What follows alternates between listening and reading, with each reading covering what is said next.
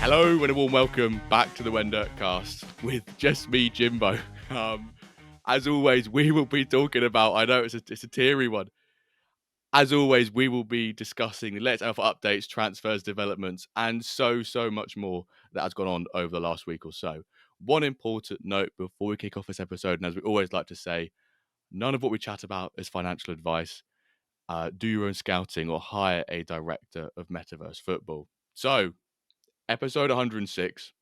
It's the first, I guess, of the season 3, we call it, of the WenDirk Cast. There's a few changes, which, if you didn't listen to last week's, one of the biggest changes you'll realise is, where's Calver? And Calver was taking a temporary retirement from the WenDirk Cast as he's expecting his little girl soon, which is very exciting. And we wish him all the best. But he has taken a step back from the WenDirk Cast, not from MFL, just from the WenDirk Cast. So won't see him for a while, but don't worry, I've got some things cooking, just like our guest today.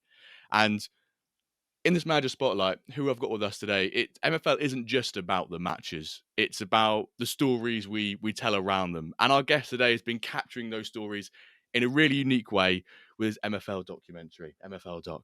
And we can't wait to dig into his journey, his clubs, his take on Season 8, and so much more. Welcome into studio, everyone. Amreezy. How you doing, chap? Thank you for having me, Jimbo. I'm honored to be here. I'm just thinking maybe I should have worn like a hair wig to sort of transition out the Calvo period. But yeah, and also I have to say, congratulations to Calvo on his new arrival. I'm just looking at it here. Alonso Silvestri, an Italian CDM that he bought for $99, a rare card. So congratulations on that, Calvo. That's the real Calvo Jr., not the. That's the real Calvo Jr. Yeah, but no, the news. I'm an emotional guy. Okay, when I heard last episode and Calvo announced his news, I was emotional because like I've got a 2-year-old, so when anytime I hear someone has a kid, I get that emotional again.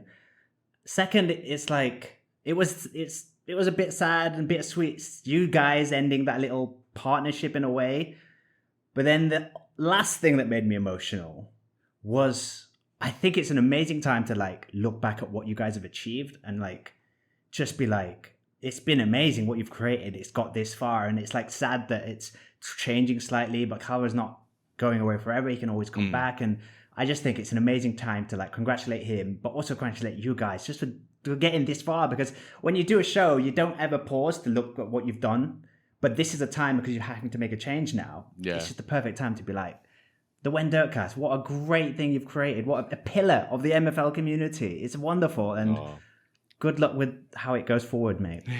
I'm looking forward to it. Thank you for those kind words. We really appreciate it. Yeah, it's kind of crazy when we look back at, we're 106 episodes deep now. At first, it was just two guys chatting, and now it is a full-blown community of people who really love tuning into the content that we produce. And yes, it'll be different without Calver for a bit, but that doesn't mean the WenDirk steam train, as Calver likes to call it, or stream train in this case, in some instances, won't be halting at a particular station. It will be marching on, and we'll just pick Calver up at another station along the way with a bigger, better, faster, more improved train. Right, so we have Amreezy on for a manager spotlight, so it'll be the usual shenanigans throughout the episode with a couple of changes. Thank you to all of you who have filled out the feedback form for season 3. I'm not going to incorporate many changes this week. We'll try and do them next week. Give you guys an extra week to basically fill it out. If you've not filled it out, I'll leave a link in the YouTube description, the show notes. Go fill it out. It's completely anonymous. Half the questions aren't compulsory, which people were like, I don't want to fill out everything because I have to type something in a box I don't want to type in. I understand that. I do that as well. But yeah, if you just give us some feedback, it can be, constructive criticism, but it just helps us shape the WenDirk Cast and the future of it fundamentally for you guys, because you guys are the most important part of the channel. So, yes, if you haven't filled that out, please go fill it out. But to those who have, and you know who you are, thank you very much. Before we get straight into our moments of the week, I've just got to quickly touch on the streams. The streams are great this week, and I actually have to touch on the WenDirk Cups finishing. We had the 700, 800, and 920 caps. I think we had over about 400 people competing across the board. In the 700 Cup, we had Lemon Squeezer Academy FC winning out, managed by Lemon Squeezer. Could you guess? We had Andy Officials, Les Le Bataillon des Gailles 509 FC. Rather a long name, which I've definitely butchered that pronunciation. But he won the 800 cap tournament, and that was his second win in a row in the WenDirk Cup, which is pretty huge. And then, arguably, I'm not going to say the worst of them all. The 920 cap was won by Muri the first with his gold club, which is literally a gold bar with a white background around it, which I put in our post. It's literally criminal that this club has won. And if I was a bit more of a dictator in my right, I would redistribute the winnings to the person who came second, or whoever the closest winner was to the trophy that didn't have a background on the logo. I would have distributed it there. Amreezy, did you take part in any of those WenDirk Cups? You get involved, or pre-season pretty chill one No. for you? Yeah, I mean, for me, I see a couple of these cups out there, and I do get it, but like I genuinely am exhausted by the end of Yeah. an MFL season, and I quite look forward to the break, and especially that last season just gone, because that was like the last documentary I made for that season, and I'm not doing one for this season coming, just because it's been like it's mad, and I was like, Yeah. I just need a break from.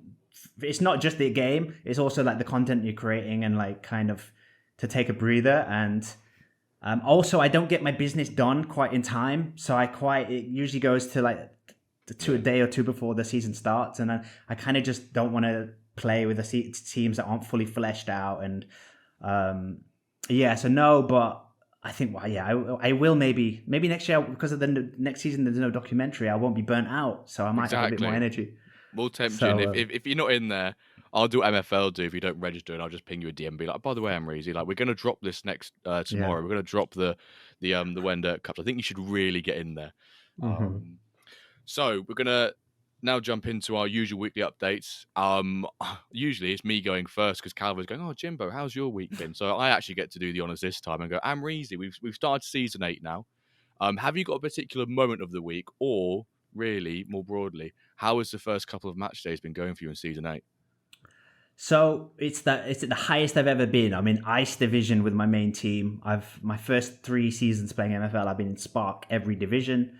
So it was really exciting for me to get out of Spark, because for me, everything above Spark is just all the promised land. It's just all one big congealed league. I don't really have enough time to like go, oh, who's doing what in Diamond and Gold and Silver. It's just all like, oh, one day I might get there. Yeah. So I've just been so focused, and I always got rid of my 3 best guys on loan because they were too good for the quality of the league. So to help them develop, I always loaned my best 3 guys out. Then I kept them last season to try and really get out of this league, and I did. So it's been really exciting being in Ice, better teams, better managers, better opposition. And it started well because of those 3 guys that I used to loan out, I can now keep them. And they're now in the Ice, and they're okay for Ice, so I don't have to worry about loaning them out, and they're very good for the league. So I've started well, 4 games in. I don't think I've lost yet. And the highlight was yesterday's game, because I looked at the fixtures, and I don't have the biggest depth of my squad. I have like a good 11, and then the backup 11 are dreadful.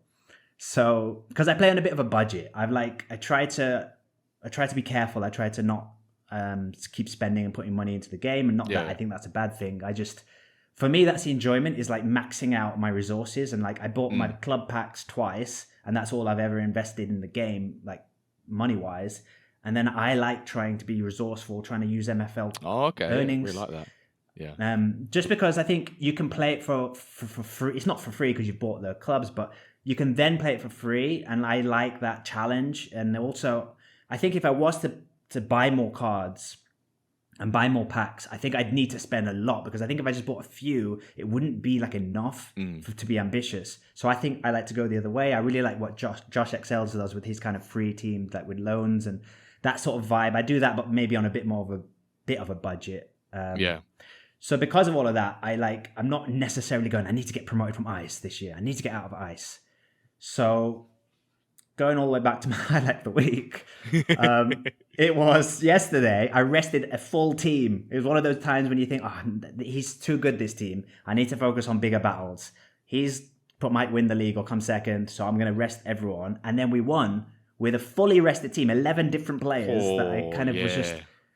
And just watching the highlights going, wow, this is not going to end. What was it? Oh, what? How?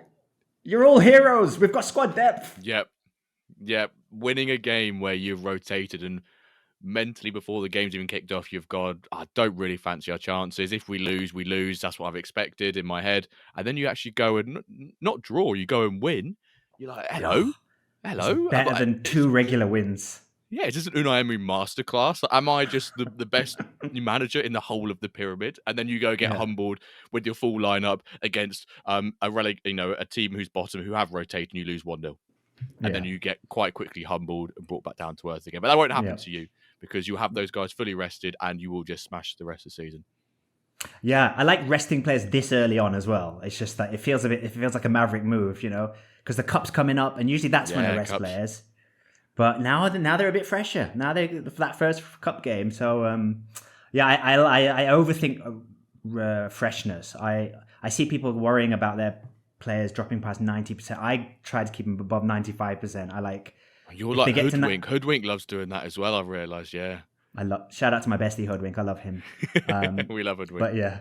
But I get that. It's a little bit OCD. It's a little bit kind of, I just want to keep everyone as fresh as possible. Overthink, rest him, put him in. But then it's also, I do get the feeling that within the game engine, it does prioritize higher conditions more than lower, because towards the end of seasons, I do notice if players are below 95%, but I have to play them because it's a big game, I do notice they're just not as playing as well. They're not making as many forward runs. They're not, and I like to think that it's because I'm keeping them super fresh all season. Yeah. Well, that might be the case. We just don't know. That's the beauty with fatigue, is that the impact it has on players is undisclosed. So when people come in Discord or wherever and say, when should I rotate? Everyone's like, this is what I do. This is my own opinion. It's a very subjective debate. But no, I love that. I myself am looking forward to Cups tomorrow because my Wyverns have not won a single game in bronze this season. Oh, no. That could change tonight, bear in mind. That could change tonight, although I have slightly rotated. So it probably doesn't change tonight. I did lose the WenDirk, which is when Calver and I play each other in a league. And I streamed it on, I believe it was Wednesday. Nope, it was Thursday. And I said to the guys who were watching, I said, I think it was on MFL base. He had a part of that website which you could look at head-to-head record, and my record against Calver was unbelievable. Oh no! And I just purely jinxed it. And I'm quite a superstitious person like that, where I then lost 2-0. I went, I shouldn't have said anything. That's the reason why. And then we lost 2-0. My ice team's doing brilliantly. They're top of the league. They are slightly stacked because they've got the remnants of my stone team I sold in the pre-season. But actually, a moment of the week is going to be still MFL related, of course, but not anything to do with my agency. It's the fact that I had a second appearance on the MFL Ramble this Wednesday, which is very exciting. Obviously, Amreezy, you've been on the MFL Ramble before. Love those boys. Earlier in August, I believe it was, because I was in Greece and I downloaded it to listen on the flight back into the UK. Ooh. A little Athens to Amsterdam listen that was. Very nice. I like the A's. Athens, Amsterdam, Amreezy, the 3 A's. Yeah, there we go. It was very nice listening at 33,000 feet or whatever the flight was. I love the guys at the Ramble, up the Ramble. They love it when I say that on any sort of content for them. But yeah, love the boys over there. So that was my moment of the week. Right, let's move into the dev updates. This is the part where I usually mute my own mic and sit back and relax while Calver says it. But, I've got the duties of saying dev updates this week and for the foreseeable technically as well. So we didn't actually say the dev updates last week because we were a week early, but we kind of actually nailed it in what they were going to talk about. So this week they've had an update on the engine. They deployed 2 patches. One of those tweaked goalkeeper instructions saying they'll attempt more short passes when told to play out from the back. That's a good thing. That's probably what you'd expect from keepers playing out from the back. They make more short passes. I've had a few instances where I've had them on play out from the back, and then he's got the ball and he just lumps it up to like their centre back. Not even a player around, just lumps it up, and I'm there going, hello, why have you just lumped the ball up 60 yards to no one under no pressure? And that's quite infuriating. But maybe that's changed a bit more now. The Wyverns haven't seen that because they're still pants. But they've improved match flow. Teams like endlessly hold the ball without pressure in some situations. I think we saw some instances. I think it was Road and a few others in Diamond who had like 97% possession. You watch it on 2D, it's just the centre backs playing around with it for 90 minutes. We don't need that happening. It's like the Simpsons meme, just the ball going round and round and Yeah, round. the ball's just pinging around. There's clearly some match fixing involved here about, like under zero point 0.5 goals in the game, or they go 1-0 up and they just, hog the ball, that sort of thing. Adjusted passing and defensive situations to reduce unrealistic own goals. I've not seen too many own goals in this engine so far, and I'm sure some people have. So hopefully for those who do experience unrealistic own goals, you don't anymore. And then the last bit in their notes about the engine, corrected some XG calculation errors. There's a motorbike going past. I apologize if anyone can hear it. I can't do anything Have a about word, that. Jimbo. Have a word. I've- Close the road while you're recording the shows. I'll have a word. I should put out a road closure sign. Just nick one from like a road closure happening somewhere in the UK, which seems to be a very common occurrence. I'll go take one from there. Why not? I love that. So they've corrected some XG calculation errors, including where like offsides were counted and some 0 XG shots were happening. I still think the XG calculations are a bit whack this season, and I'll come back to it and ask your opinion on that. Amreezy, you're nodding, so maybe you're going to have a similar thought to me there. And they've linked the full patch notes, which you can find anytime you want on MFL just by clicking on the engine version in the match that you're viewing. The kit maker says steady progress. We've significantly improved the underlying code quality and continue improving the UI. Yep, technical talk. I kind of understand it, but let's keep waiting there. And we have the pack marketplace, which the release has been slightly delayed, which has kind of disappointed me because I made a tweet about it midweek. It was, it should be released this week. And then literally next day, Yax goes, no, delayed. And I was like, oh, really? Jimbo, did you delay it? Be honest. I might have delayed it. I might have delayed it. The chances is small, but it's not zero. There we go. That's what I like to say. Some of you may have caught a sneak peek of it during our stream on Thursday. Yax just literally sent in the Twitch chat, check your DMs, Jimbo, and just literally linked me to the URL. And we viewed it for a couple of minutes, got to see what it shows. What's really nice is that you can filter out by the season that the pack was in, so you can identify, especially for new users. I may not understand that older packs will have aging players in them, and it's nice that on that pack page as well, they've included like a little information button where you hover over it. It explains why that's important. So you don't have to find that information out yourself. You know that if you buy a pack from season 5, it's going to be age 3 years, which is really nice to see because that can really trick people out. And that was a thing with Floaty, where unless you knew the ID numbers and all this sort of, nonsense that really you shouldn't need to know, it should be given to you, then that's great to have them on there. And there's different filters and whatnot. But so everything is ready, and we just preferred to not release it at the end of the week.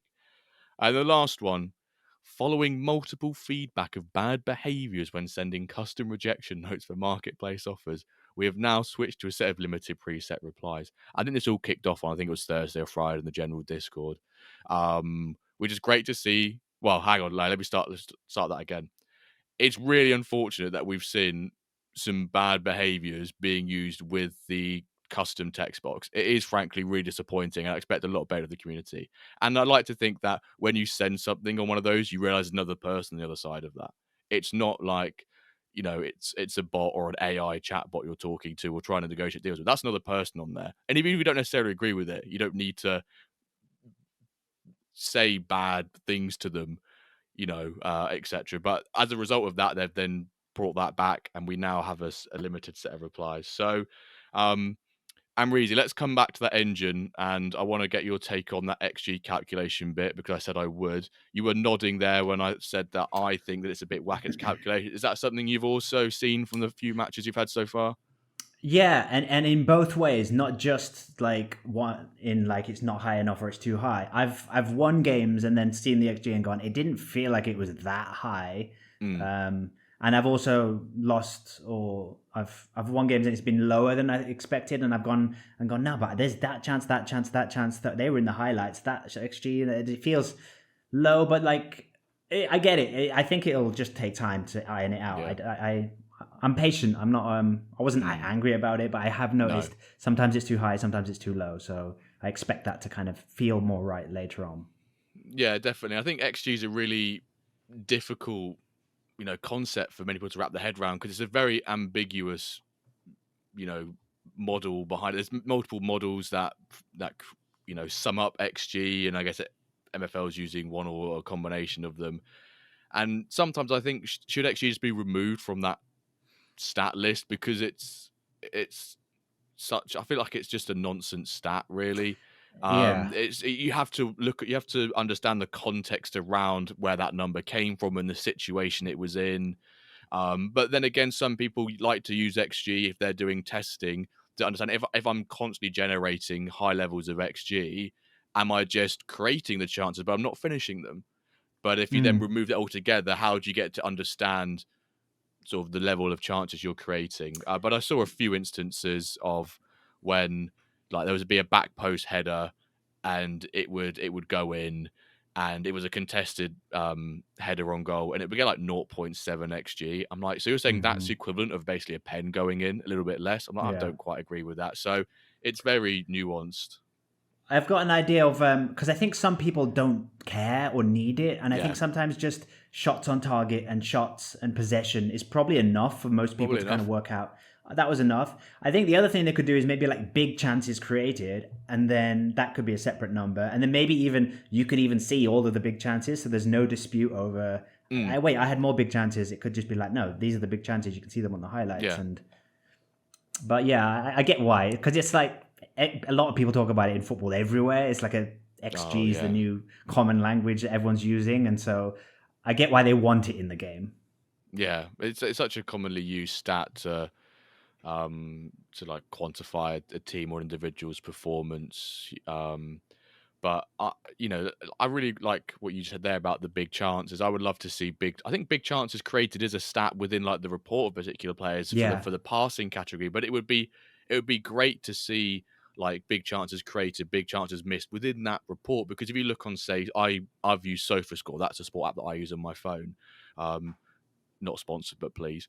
It soon. would soon. You have a list of like big chances created, big chances missed, and if we can just expand that pool of stats out, even if people don't necessarily use them, I think just expanding them out so we could see them in that the stats of that front page of a match. Some will find benefit of it, and we have them. We clearly have them because they're put in the report. But maybe if Yeah. we could have them in that it'd be a bit better. But yeah. Um, the kit maker we always like to ask Oh, when it comes to the kit, which for those who are listening, Amreezy is currently rocking a oh, I'm so Turkish excited. league Adana Demirspor. Is that how you pronounce it? Yep, Demirspor. Are with they? Balotelli on the back, Mario Oh, Balotelli. really? Oh, Yeah, sweet. it's my favorite football shirt. I think in terms of like the metallic blue on the sort of Oh, the I didn't lightning notice that. bolts, Yeah. and then Balotelli on the back. It's like he's a wild maverick who I always enjoyed in the Premier League. So yeah, Why it's a always treat. me? Well, he scored a shoulder goal against Norwich, so a bit of a taking the piss. So I Was do that love against him. Norwich? I remember the Yeah, goal. Oh, I think it sorry, was saved. It was Jimbo. saved, and they just shouldered it in. Which, to be fair, I think a lot of players probably would have done. Maybe not, but I still rate him over Suarez. Suarez was an absolute menace against Norwich. But if you could create that kit in MFL, would you? If you could have that lightning Oh, bolt and one like that? listen, the kit feature would get me so. It's like I've played football games for a while, and like the bit I like is I've always played for Pro Evolution Soccer where you could and like FIFA Career Mode, and they introduced it in FIFA Career Mode I think a few years ago where you can change the kits, edit the kits, have you like create a team and make the kits. And for me, that's what I'm obsessed with, like Mm. tweaking it every season slightly. That's what I want in MFL, to be able to make the kit ideally like off site so I can make it Yeah, really yeah, complicated and then import it. And then I'll tweak it every year like a real team would. Like I'll change the trim, I'll change maybe stripes one year, but I would overthink the kit design so much. And if I can make an away kit, a goal kit, like yeah. oh, I would So have you so much hours wasted with that. changing each season, and then when the fans are waiting, oh, the club keeps teasing that they're going to release this new kit, and they're like, oh, what's Amreezy cooking up this Yeah, preseason? And then yeah, yeah, yeah. bang, would you look at that? They've done a retro design which honors their championship winning team back Yes, in season 7. yeah. That's what you want. So when this kit maker comes. obviously won't have that much customization when it first comes out, but maybe it might do in the future. You are very much a big fan advocate of this feature. Huge fan, huge. Even if they just start off with just like a color and basic templates for patterns, that's a great start. I just think it adds like it makes because loads of MFL is you kind of doing a lot of imagination and thinking things that aren't necessarily in the game because it's not like a FIFA. It's not like a game like that where you just see everything. You have to imagine it. And that's part of what I love about it. So little things like the kit designs is what I think of anyway. Like I wonder what kit I would have because you can see the circles and they have like a trim of the secondary color. And I always imagine like, is that the short color? Are the shorts that color? Yeah. What color are the socks? Are they? Is it primary, secondary, primary, or like? So if we could tweak that, hours wasted. There's that Twitter X account, isn't there, where it's like horror kits, where it's like kit clashes of where where clubbers use like the home shirt, the away shorts, and the third socks, and maybe we'll have to when people make their own kits, we'll have to try and create something along those lines. But what I love about this feature is that you can have people like yourself who will spend loads of time in there doing it, and you will love that. But some people, that won't care to them. They'll just spend 5 minutes, but that doesn't matter. It's just another extra bit of flavor, we like to say, to MFL. I'm very much looking forward to it. I think we're going to get about 10 to 12 templates. Oh, don't quote me on that. But I think a little birdie months ago told me that. Lucas whispered in my ear some naughty stuff at Paris, and I think one of them was that, along with many other things, which will remain secret until another time. But I think, we'll get a few templates, which we can have a lot of fun with. And I've already got my colours and palettes set out for the wyverns and the worms. They'll rock the same kits each, but just an extra bit of flavour, and I'm looking forward to it. And I like the idea of if you have multiple clubs, just tweaking it, but maybe keeping some things the same. Like maybe they're all stripes, but you change it, or maybe they're the same color, but they have different patterns with the same color. You could like create a brand. It kind of encourages that idea of like creating a little football empire of multiple clubs. And kits is a huge part of that. You see that like with the Man City owners, they have like all of their teams all wearing the same kind of color, the same kind of design. I think there's one in Mexico where they have a red and white team, and he also owns like Girona in the Spanish second division, or one of the Spanish teams, and they all have to play. Or they change the kits. It's really controversial. That's what he did. He owned a Spanish second division team. He came to Mexico, bought a team here, and then changed the kit to match their kit, red and white stripes. And the fans were like, "What?" But that's what I would like doing, like taking over a club. Maybe that could be a feature in the game. You imagine the controversy of, I've just bought this club and we're going to rebrand it with our colors, our stripes, or whatever it is. Oh, I like, that could be quite controversial, but I do like that. What was I about to say?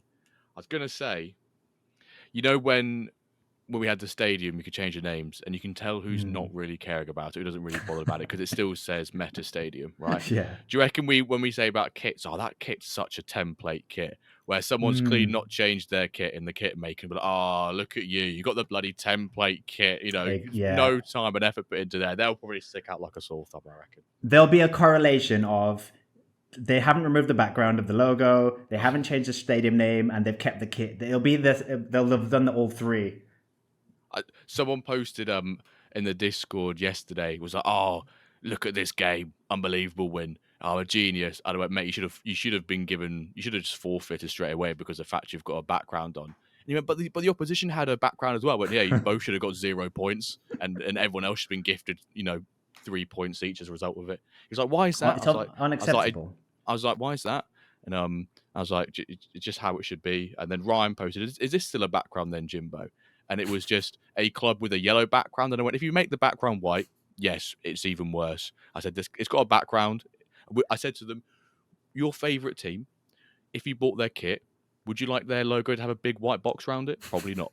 Probably not. And you probably go, what is that? So that's got to put it into a little context and make it personal to them, and they agree with it. They need a little video of you when you're uploading the video. There should just be a little mini video of you that pops up and just says that. And basically, there's a link, there's a guide to how to remove backgrounds from images, everything there, a PDF about how to do it if you need. Because we need to raise awareness. It's not good enough. It's still happening in this day and age. You've been going on about it for ages, and people are still doing it. I mean, what's happening? I still think NFL side, they can do something about it, where if the outskirts of that box where you upload your image, if they see that any color is in there, they go, no, like you can't upload the image. But Yax always says anything is possible. And he's got a long list of things to do. Thanks, Palmer. So maybe it'll get done one day. But nonetheless, right. The other bit about dev updates was that rejection note and the feedback of bad behaviors. I don't know if you play So Rare at all. Oh yeah. You play So Rare. There you go. This bit you'll connect with. Then obviously on there they have presets responses, and I think when you give anyone the option to type in custom tech, there's always that possibility, regardless of how little or infrequent you think it may be, that people will abuse that system and bad behavior in this sense. So I like the fact we've transitioned to a limited preset replies. I think it's probably for the best. Yeah, and also most of the replies are just usually, "No, I don't want to accept that. I'll accept this." And if we can just have that, I mean, it's not like we're getting these huge discussions. It's usually that bid's not okay, but what about this? Yeah. Or like, I'm That's not what I selling. said anyway. Or like just type saying not selling, and now it's like a preset, so I'm not selling it. But yeah. Right, we'll move on to the Diamond update. I'm going to share my screen with you here for Amreezy, because usually Calvin and I see the screen, and I realise actually when we've got a guest on, they should probably see the screen as well in this sense. So hopefully you can see my screen here. I can. When we are talking about the Diamond League, there will, when you listen to this tomorrow, whenever you listen to it, really, there will have been more games. So there are match day 5 is tonight. But first of all, Amreezy, do you pay any attention to the Diamond League? Some people don't, some people do. I think both are fine. Do you pay any attention to it? No. The only consideration I give it is on your guys' show. I listen to what you guys say about it and your takes. But like I said earlier, I just am so obsessed with my little league and my world. In my head, I don't even realize there's other Spark leagues, there's other Ice leagues. For me, it's just literally this. And I do see that, but it's almost like it's a different game, what they're playing. They're just so much better squads and players, and the MFL they win is like. So I occasionally check it, but mainly my Diamond knowledge is just watching you guys talk about it. Yeah, I think, and hoping someone else wins it one year. Well, someone else might win it this year, but we don't want to speak too early about it. So just to sum up what the Diamond League looks like after match day 4, we've got Bashoni Milano currently on top with 9 points, 3 wins and a loss. Yoga Benito in second, a point behind them. We've got third and fourth place on 7 points each. Then as we cascade down, we've got 3X at the bottom in 12th on 1 point. 3X managed by XVIX, a renowned engine feedback contributor, not particularly in the format that MFL requested in, but posts it regardless. So whenever they lose, you are quite sure that there'll be we'll call it a rant post about the engine or XG afterwards, but we'll digress too much there. I think the one biggest shock so far, they did pick up 3 points yesterday, now pushing them up to 5. That is Meta Mercenaries in 8th spot. After 3 games, they are drawn, and lost, which I think probably the most they've lost. Well, I was going to say, I think they lost 1 or 2 games last season when they'd won the league. But I found it quite funny that Dane messaged me and says, what happens if Meta Mercenaries get relegated? Does the world end? Does the game end? And I responded, and I want to get your opinion on this. I think the world might actually end. I said, first MFL servers go, then crazy natural disasters start happening around the world, like a 2012 or Day After Tomorrow sort of situation. And then I just jokingly put, then our flat Earth just splits in two, game over. A black hole sort of appears, and the MFL just becomes a void because it's broke. It's what would have happened, when the Hadron Collider had its first run. It was, it's going to create a black hole in the center of the Earth. We're all going to get imploded and just, sucked into it. I think if Meta Mercenaries were to get relegated, I genuinely think MFL will just collapse. I don't know what would happen, and it's crazy to see them down 8th position. Party's over. That's it. Party's over. It's like when Guardiola had the bad season last year with City. I mean, it's just they can't keep that forever. So party's over. Very, very true. And a bit like Pep this year, if he could win this league this season, which I don't think he will after their poor start, but anyone can have a poor start and lose form in the Premier League. If Pep was to win it with City, it would show that he can do it with like a bit of a rebuild. Usually he's had good players, and it's the first real season he's actually lost, KDB. Gundogan's not what he used to be. David Silva is obviously gone and dusted a couple of seasons ago now. Bernardo Silva's not what he was. Cancelo obviously gone. Walker's gone. Ederson on the way out, etc. It's kind of actually really turned over the whole squad, which what inherited. So if he can do it with City this year, then I think he definitely cements himself as one of the best managers in the world. But if Ronan can go ahead and win this, when we're saying this like at the end of the world, he's 4 points behind Yeah, fifth, it's so right? early. 4 points behind first. If he wins tonight and other results go his way, he could just be second, right? That's how close this early games are, and no doubt I'll be here this time next week, chatting about Diamond League, going, Meta's now Oh, first he's in the league. They back. won all their cup games. Farmers League is back. Choo choo. On his way to get a seventh diamond title. But it's interesting because we've got something different, and it's not looking like a one-way street for Meta. But I do want to just quickly shout out Sid and Orange Fly, Bob, who I guess and Sturge, the three promoted sides from last season. Sturge is currently in second on 8 points. We know how well Sturge can do with a good squad. Bob, his very first season, his inaugural season in Diamond, he is smashing it. Ever since we had him on the pod, he was like, right, don't mind starting from the bottom, or I'll start a bit higher up in Iron or Stone, but I will make it there. And he was so bullish on winning. He was literally, I just want to win, guys. And now he's in Diamond. He's where he wants to be. He just excels in these sort of environments. And he won his first 2 games. He's lost his last 2, but he's won his first 2. And then Sid with Los Galacticos, who got promoted on the final game day of season 7 from Platinum. He's currently 6 on 5 points. So it's great to see the promoted sides at this point in time no way near that relegation zone, obviously very early on. And just one quick thing before I come to you, Amreezy. Yaks and the MFL team, if you're listening, the Diamond League currently has no colours for the champion and the relegation spots. And it's really off-putting. It just looks like it's an isolated league. Or you could almost look, if it had a champions and promoted spot and no relegation, it might look like the Flint division. I'm just saying. Because it's got no relegation spots. This is because the mercenaries aren't doing well. These are the first cracks starting to appear. First, the Yep. league loses its colors. Then the numbers are going to disappear, and it's just all going to start slowly falling apart if he doesn't pick up. Exactly. And we've got cup games now kicking off tomorrow. So would there be some teams rotating? And I guess a lot of these guys will play each other anyway and hope they're not in the same groups with each other. But I think this time next week we've had a few more games under our belt, and we're 7-8 match days in. We'll see what the table looks like then. And as scary as it is to say, when this comes out on the Monday, it's only next week, Wednesday, we have the mid-season pack drop and we're halfway through the season, which is like bleh, quite sickening to think about. We get through seasons this quickly. But Diamond looks to be far more interesting and exciting than a one-horse race like it usually is. It actually seems a bit like the Premier League now. Yeah, it's Like it cool. was. And if Yeah. those new guys, if they can stay up, that's what we want. Yeah. The new guys to just stay up would be great. We want the new guys to stay up.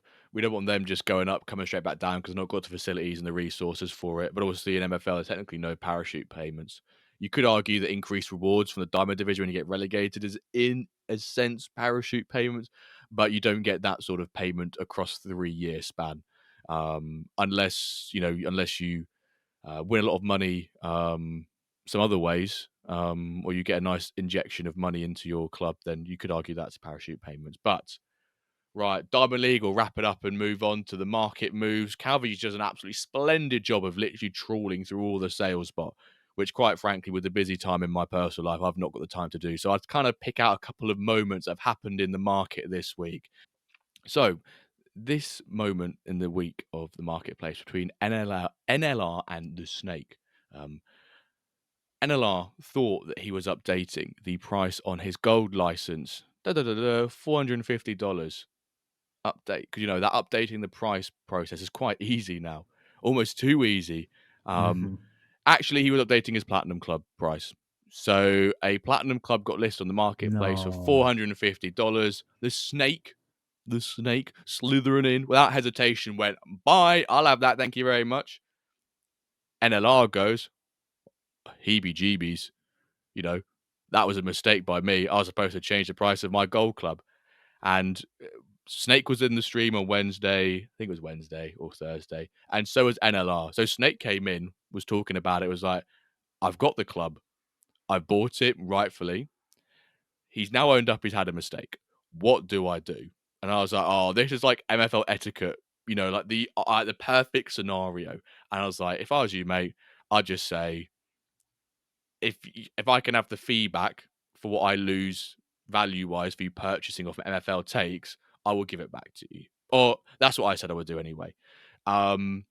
NLR comes in the chat and goes, "Oh, Jimbo, like I've made a mistake. Like, what would you do?" And I was like, "I've got both of them in the chat here, but NLR doesn't realize that Snake's in here as well." Oh So I was god, this trying is to like wrestling. trying to be an ambassador between a couple of countries and try and pull things together. But fortunately, Snake kindly sold it back to him. I guess gave it back to him for $555, which was actually the fees and a little bit more. So I guess a little bit of a kindness of his own heart from NLR, which is great to see that MFL etiquette in play here. I've got two questions for you, Amreezy. The first of all, would you have done the same thing there? Would you have, if someone told you it was a mistake, would you have done the same thing?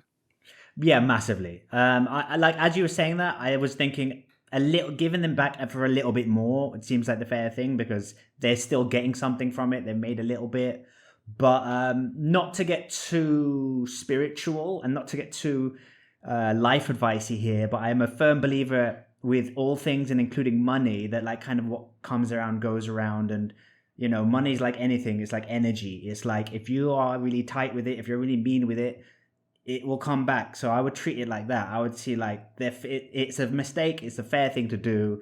Because even if they're lying, even if it wasn't a mistake, whatever it is, your information is it's a mistake. So the right thing to do, and you'll get something back in return. Like, I don't know if it'll be in MFL or in your life personally, but if you're good people, you keep doing good things come back to you. And this would just be an example of that. Like, yes, it would be nice to have. You did get a good bargain. But also, I wouldn't want everybody in the MFL community to be like seeing that club and going, oh, there he is, that guy that kind of wouldn't give the club back, even though he made a mistake. And that'll follow him around for ages. But now he's got the opposite. Now he's like, oh, that was really nice of him.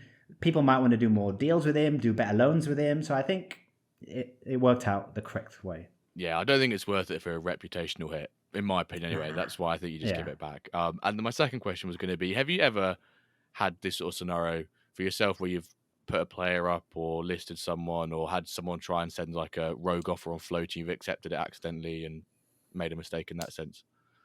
I don't think so, because I am I've heard a lot of stories, so I'm very careful of. Yeah. I've got to check everything.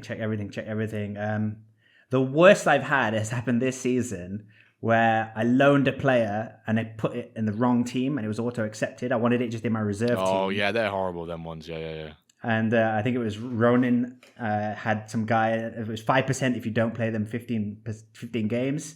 And I was like, oh yeah, in my reserve team, bottom league, that's easily going to happen. But it's now, if you go into my first team, he won't accept the contract consolation. So I'm going to have to just take the 5% hit. But now I'm super careful. Now when I'm saying, if it's an auto accept, I'm like, okay, is it the right team? Double check. Because they're similar names. It's AFC Amreezy, my main team, and Am Reserves for my second team. So it looks so similar. And if I'm rushing a little bit. And the logos are similar as well, right? If you've got similar logos. Yeah. I do the same with the Worms and the Wyverns. I'm like, I just make the cock up. And that's usually, fortunately, between my own players, so I just cancel the contract. But yeah, I have to always double check now, because once you make the mistake once, you learn from it and you don't do it again. But unfortunately, to learn from that mistake, you have to make it in the first place. You have to almost suck it up for a season, which is almost like, 6 weeks. I've got to deal with this for 5%. I keep going, can I play him? Could I play him? He's terrible, but could I just play 6 games in the cup? Okay, get 6 games there. Could I? Oh, no, man, no, there's no way I could. I would lose more MFL by just having a terrible midfielder there than just take the penalty and learn the lesson. Yeah. But overall, Snake, good lad. Great to see the MFL etiquette. Yeah, well done, mate. That's good. MFL etiquette playing out there, and both parties are happy, so it's a win-win situation, really, isn't it? So right, on to Splash of the Week.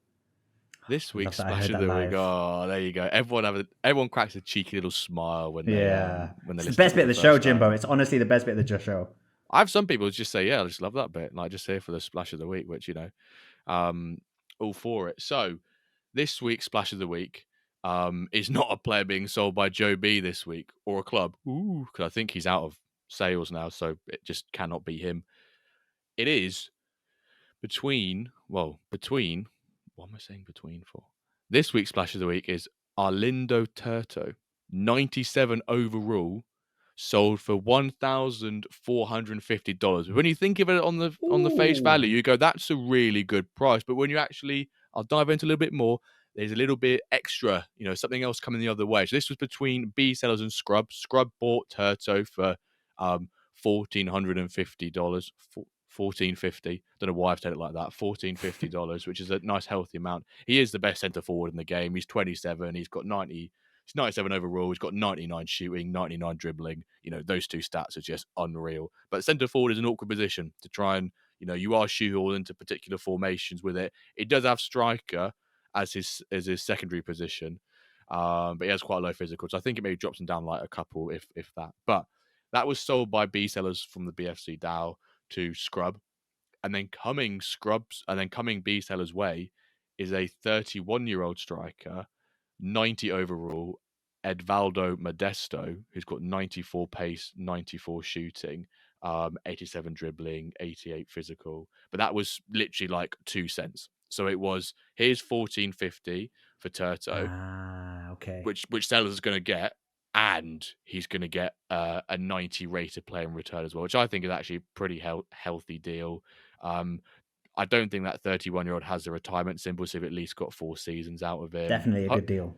I think, yeah, you've probably made some money on top of that. And Scrub's a very shrewd businessman when it comes to any buying or selling any trade. So I can't imagine a situation where someone has won massively. But as long as they're both happy, I think that's probably the main thing in this situation. So maybe one day either of us will be on Splash of the Week, Amreezy. Maybe your sustainability strategy of playing MFL, you'll work your way up and you'll be like, I could just drop like 1,500 quid on this player. That's the dream, Jimbo. It's the dream. We need a few more subscribes, but after that, then that's the first thing we're spending that subscribe cash on. Splash of the Weeks. You'll be like, well, I can't have this documentary on YouTube. I need to go to Netflix. We need to, get it up there as a producer. That's the ultimate goal. I reckon we can get there. Right, so that's all for the marketplace. Splash of the Week. Ira, MFL. I've got a really question for you. So listen to the ramble. You live in Mexico right now, currently, yeah? Yep. It was, from my recollection of the ramble, you went over there for a while and went, we'll go back to London or UK, wherever you're originally from. But actually you just stayed in Mexico the whole time. So my question is to you, football-wise, who do you support, and do you have a club both back in the UK and then one in Mexico as well? Yeah. So I grew up in England. I'm English, and Chelsea are my English club because my dad was a Chelsea fan. Yes. So long list of Chelsea fans in my family, so I didn't have a choice there. And then, I met my now wife, but back we started dating. We met in London. We were working in the same company. And then she had to go back to Mexico for family reasons. And I kind of was like, okay, I'll go back. I'll drop everything and just go to Mexico. Why not? I've never been before. We'll see how it goes. It went really well. We then got married here. And then the plan was always, to come back to Mexico and buy a house in England. And it just never happened. And the prices in England just kept going crazy. And everything was expensive in England. And then when we had a kid, it was like, whoa, hang on. Because also we've got family here. Her family are here. And mine are kind of scattered around the country, around the world, really. So it was like, okay, now that we've got a kid, it just makes sense now to be here. And her family, so we live in a city called Torreon in the north of Mexico. And the club is Santos Laguna, or the Mexican club in that city. Yes. Yeah. So that's my club here because... I had to, for the peace of the family, I had to support them. But because I'm not as diehard as the family are, Tigres are my kind of unofficial kind of club that I support. They're like my second club. They had, because when I first arrived, they had Gignac playing for them. So I didn't know anyone in the league, but Gignac was at Mexico. And I was like, I remember him from France when he was playing in France. So I was like, I'll keep an eye on those Tigres guys. And they're quite a good team, Tigres. And Santos are not like a bad side. Bottom.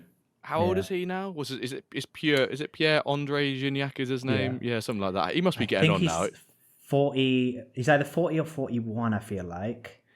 and I saw him last weekend because they came to town, I think it's and I went to the game. So I saw Santos v Tigres last weekend, and I just wanted him to come off the bench, and he didn't come off the bench. He was. I saw him warming up at half time, and I was like, "Oh, he's gonna come off the bench. He's gonna come off the bench. It's gonna be so exciting." He never came off the bench. I just think he comes on for cameo appearances now and again. Yeah. He reminds me of, I think he's retired now, but Oscar Cardozo. Do you remember him as a striker? I think Yeah. he was Paraguayan, wasn't he? I think. Uh-huh. Paraguayan? Yeah, and I think he ended. I remember watching it. I don't know why. I think it was Olympiadad or some team, and he'd make cameos, or he would start at like 39 years old, but he'd just Yeah. basically bully everyone else because he's like 6'4", 6'5" brute who's played in Europe a lot of his career. But he reminds me, Gignac, of Oscar Cardozo, Yeah. those older players who like these tall. I can just see Giroud doing that when he's like 40 or 41. He's got that Oh same yeah, sort yeah, of yeah. stature and physique. That Yeah, and of a it's player. the pace of the league is so much slower that you don't really need to be that pacey. So someone like Giroud, yeah, he'd be amazing. And if I was a player like that, if I was a footballer, I always think that's what I would do. Go to a country like where they just worship football. It's not the biggest paying league, but someone like Giroud, you've made so much money your whole career. Teams like Arsenal, Chelsea, like AC Milan. You what do you need more money for? What do you need Saudi for? I'd go where you're going to be worshipped and a hero. There's statues of you. There's flags of you outside the stadium. People love you. They like, are you going to get that in Saudi? Are you going to get that even in MLS? But if you go to a country that like Mexico, I see the appeal why Jignak's like, he's been there like 9 years now or something crazy like that. And he's just still playing because he just loves the life. He loves the culture. He loves the food. He likes being worshipped by the fans every stadium. So yeah, that's what I'd do. Yeah, I like that. Right, so we're going to move on to the manager spotlight. But before we do that, I'm going to shake things up slightly in Ooh. the sense that usually we do the hashtag at the end of the pod, and I'm going to introduce a hashtag right in the middle because I want to get more people posting the hashtag. A lot of you do post it, and I love it, and it shows you are dedicated fans. You listen all the way to the end, but I want to get a hashtag in the middle and see that makes a little bit of a difference. So I'm going to take full throttle on this one and full ownership here. And because, Amreezy, you had Balotelli on the back of your shirt, and I've seen a few debates in the footballing Twitter recently about, I'm going to swear a bit, the biggest shithouse in football. I want people to, the hashtag of this week is we hashtag, and whoever you think is the biggest shithouse in football can be past, can be Mm. present. And I'll just throw out a few names in there. Jamie Vardy, you know, Mario Balotelli, James McLean, a couple of players in there, players which you hate to play against, but if you had them on your team, you'd probably love them. And you just know they're always really dirty. They just take the piss. Like Jamie Vardy's a classic case. Scores against Crystal Palace, starts flying like an eagle, across the pitch. He does so many things. Played against Wolves, started howling like a wolf. He's the ultimate shithouse. I want people on Discord, on Twitter, wherever you post our beautiful hashtags, even our YouTube description right now, description, comment section, hashtag, and then who you think is the biggest shithouse player in the world. You could even put your MFL player if you really want to. You might have a player who just destroys people. Maybe want to go to the MFL side, but yeah. And inspiration from your Balotelli in the back there because he was a I like it. truly big shithouse of a player. I like the Vardy one last season. I think it was when he played Spurs and they were booing him and he started pointing to the Premier Oh League title yeah, and going, "Me one, you yeah. zero."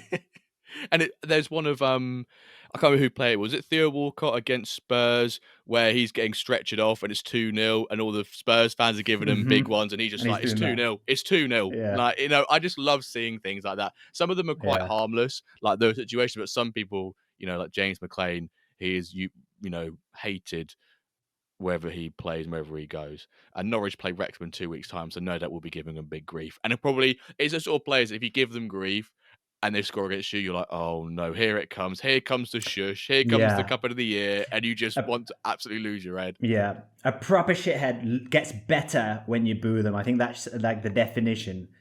I think for me, like my mind jumps to Diego Costa. Like he Good would, shout. he would get visibly better when he would, because he'd always foul a defender. The opposition fans would start booing him then from then on, and you just see his like fire in his eyes, and you'd be cheering because you'd be like, Yeah. yes, boo him, make him angry because he gets better Yeah. now. He like evolves.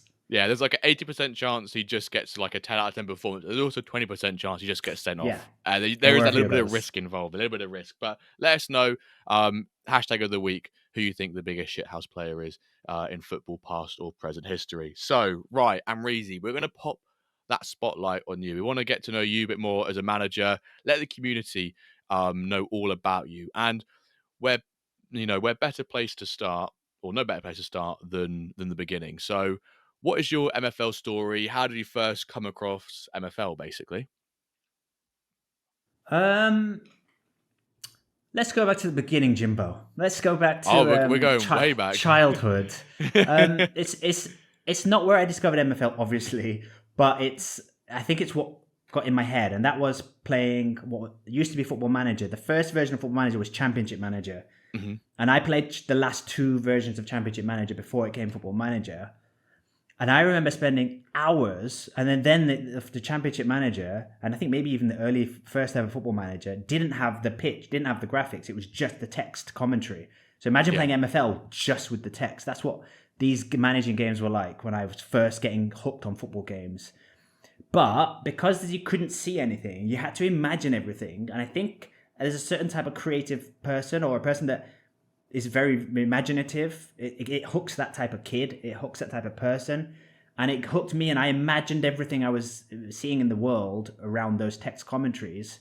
And as I grew up and played more football games, and as Football Manager got better graphics, I think there's a part of me that kind of missed that, like me doing more of the imagination. Because when you play like FIFA or Pro Evolution or those kind of games, you get everything fed to you. You're just seeing football. You don't have to imagine much. You're like, oh, I'm playing as Manchester United. I've got Mbappe. Look, I can see it. It feels like it's real.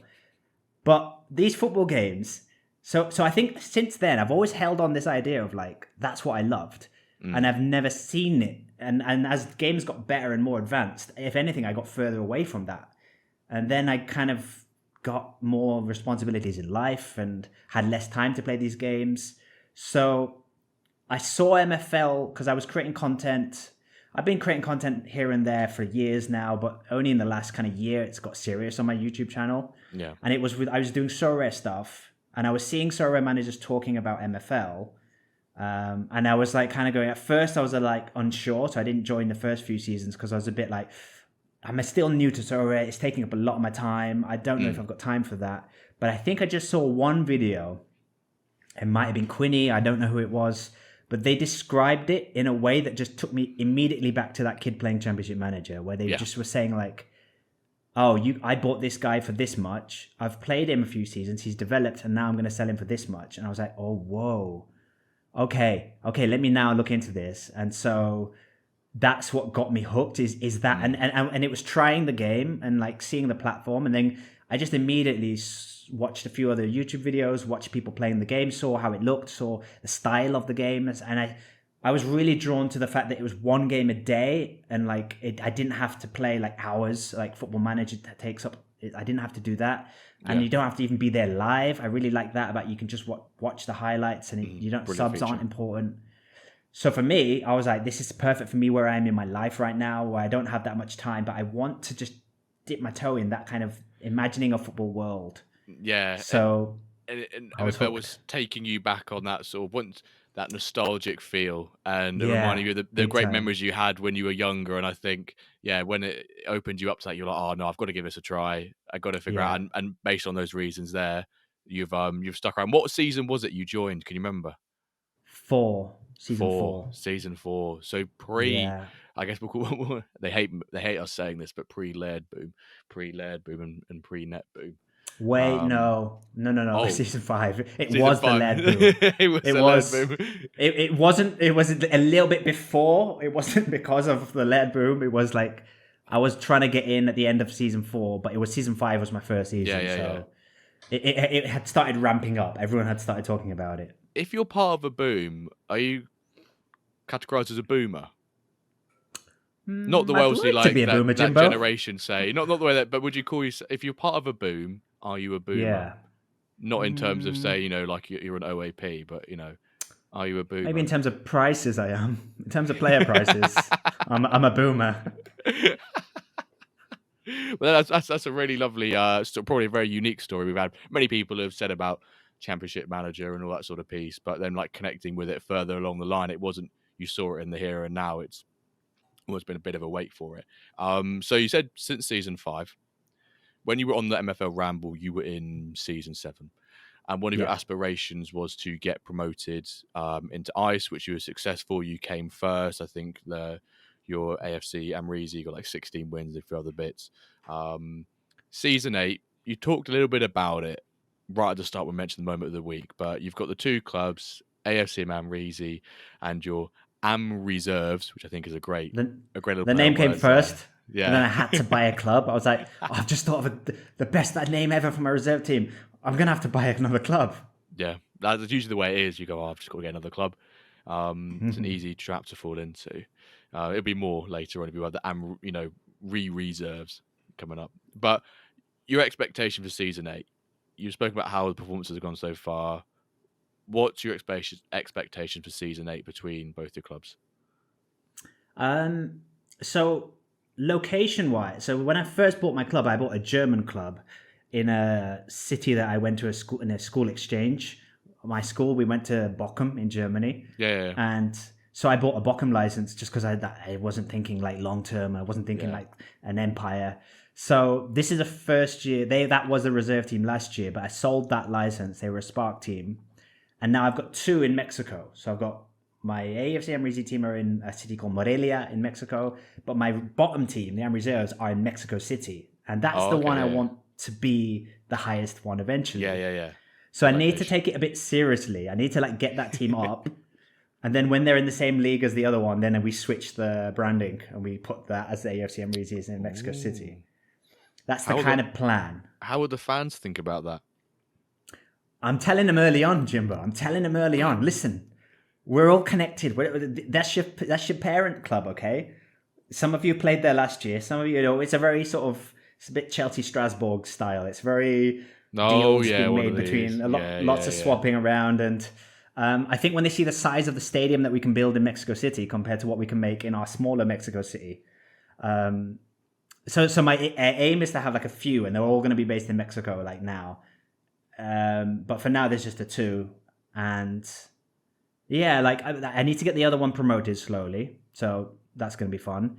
But then the one in Ice, I just want to stay in Ice. I'm a bit nervous about my squad depth. So a mid-table finish I'd be happy with. If we can just stay in Ice for 1 year, click that MFL. Because I'm in this position where I was always just getting limited packs. And that was like perfect for me. Players in like 60 to 70, that range. But now I'm trying to get above. I need more MFL for the pack, for the next pack up. Yeah, you need uncommon players for a bit of Ice, don't you? Yeah, so I need to finish as high as I can in this Ice League so that we can start getting better players. Because like I said earlier, like my approach is very slow, very kind of, I'll just have to make all my money from the players I get from packs, and then I sell that, and then that's the cash I have to play with.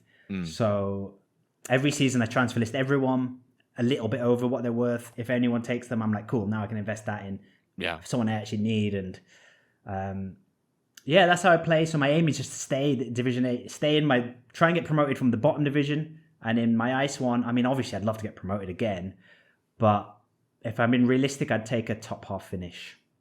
Solid. And a nice cup run, a nice bit of cup MFL.